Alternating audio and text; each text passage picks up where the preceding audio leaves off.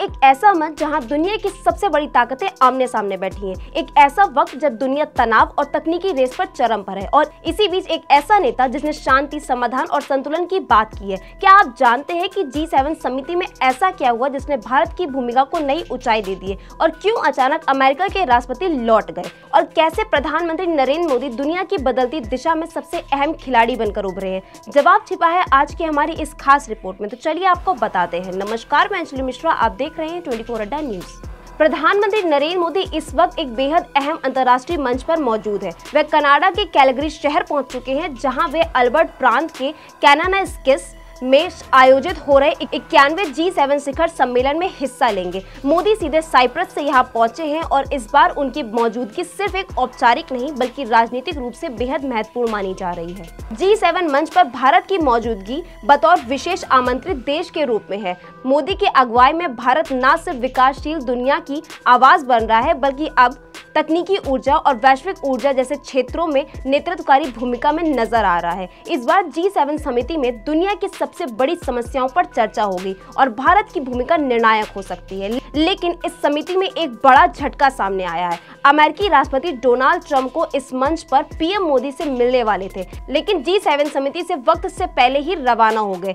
इसकी वजह बनी मिडिल ईस्ट में बढ़ता तनाव, खासकर ईरान और इजराइल के बीच जारी सैन्य टकराव। व्हाइट हाउस ने इस खबर की पुष्टि करते हुए कहा कि राष्ट्रपति ट्रंप सोमवार रात डिनर के बाद वॉशिंगटन डीसी के लिए रवाना हो गए। ट्रंप ने प्रेस में कहा, मुझे जल्द लौटना होगा। वजह जग जाहिर है।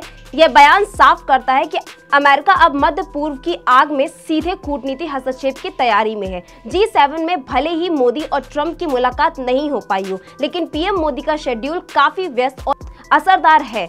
वे इस दौरान कनाडा के प्रधानमंत्री मार्क कार्नी, फ्रांस के राष्ट्रपति Emmanuel Macron, German chancellor Friedrich Merz, Italy के प्रधानमंत्री जॉर्जिया मेलोनी, ब्रिटेन के प्रधानमंत्री कीर स्टारमर, यूक्रेन के राष्ट्रपति जेलेंस्की और मेक्सिको के राष्ट्रपति क्लॉडिया शेनबाग से मुलाकात करेंगे। इस बैठक में चर्चा का फोकस होगा वैश्विक ऊर्जा सुरक्षा, आर्टिफिशियल इंटेलिजेंस, क्वांटम टेक्नोलॉजी और वैश्विक आपूर्ति श्रृंखला में भारत की भागीदारी। मोदी इन द्विपक्षीय बैठकों के जरिए भारत के हितों को और ज्यादा मजबूती के साथ G7 के साथ सहयोग में नई संभावनाओं को खोलेंगे। इस साल की G7 बैठक बेहद संवेदनशील अंतर्राष्ट्रीय हालातों के बीच में हो रही है।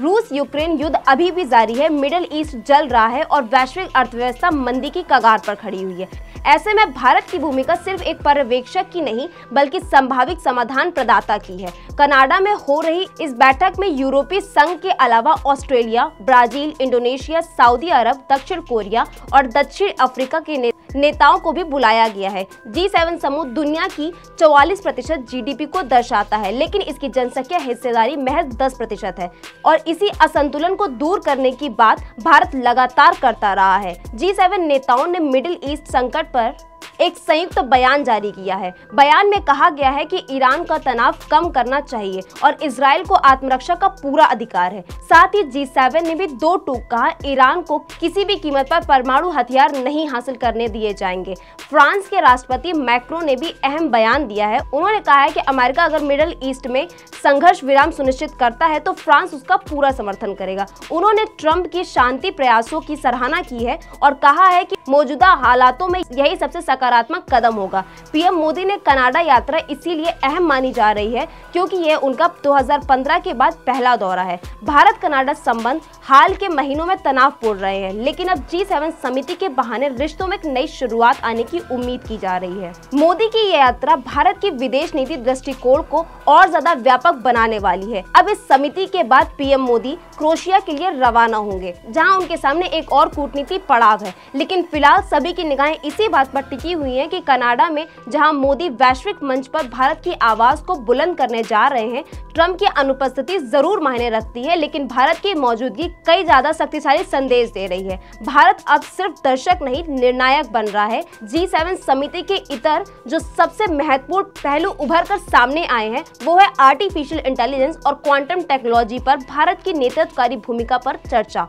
पीएम मोदी का जोर इस बात पर है कि तकनीकी का इस्तेमाल केवल बड़ी ताकतों तक सीमित न रहे बल्कि ग्लोबल साउथ को भी समान अवसर मिले। भारत ने हाल ही में AI फॉर ऑल अभियान की शुरुआत भी की है। वह G7 देशों में इसके लिए साझेदारी की अपेक्षा कर रहा है। साथ ही ऊर्जा सुरक्षा पर भी भारत ने अपना स्पष्ट दृष्टिकोण रखा है। भारत का यह मानना है कि अब समय आ गया है, अब ग्लोबल नॉर्थ और ग्लोबल साउथ को एकजुट होकर सतत ऊर्जा स्रोत, ग्रीन हाइड्रोजन और सोलर इनिशिएटिव को बढ़ावा देना चाहिए। इंटरनेशनल सोलर अलायंस की अगुवाई में भारत पहले ही नेतृत्व कर रहा है और अब G7 मंच पर वह इस मुहिम को वैश्विक विस्तार देने की कोशिश कर रहा है। प्रधानमंत्री मोदी की यह यात्रा न केवल कूटनीति और राजनीतिक स्तर पर अहम है, बल्कि ये भारत की बदलती वैश्विक छवि का भी प्रतीक है। जहाँ एक और पश्चिमी दुनिया गहराते युद्ध और राजनीति असंतुलन से जूझ रही है, वहीं भारत स्थिरता, संतुलन और समाधान की आवाज बनकर उभर रहा है। ये G7 समिति सिर्फ एक मंच नहीं, बल्कि भारत के वैश्विक उदय की कहानी का